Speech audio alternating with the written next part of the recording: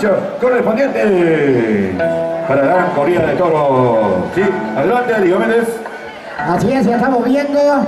Por supuesto, en zonas Ayacucho vienen los toros de pura casta para esta tarde de toros de Santiago Yurek. Ahora sí, maestros. Bocatero, ¿cómo estamos? Los toros vienen con peso reglamentario de 500 kilos cada uno. Aparte, han pedido la institución 500 cajas de cerveza. 500 cajas de cerveza han pedido. Si el presidente de la institución está poniendo 10 cajas. 10 cajas, Juana.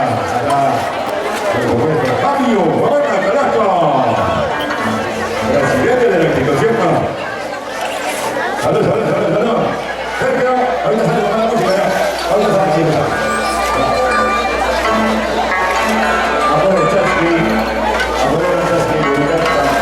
Vamos a la mesita, Santiago Llave.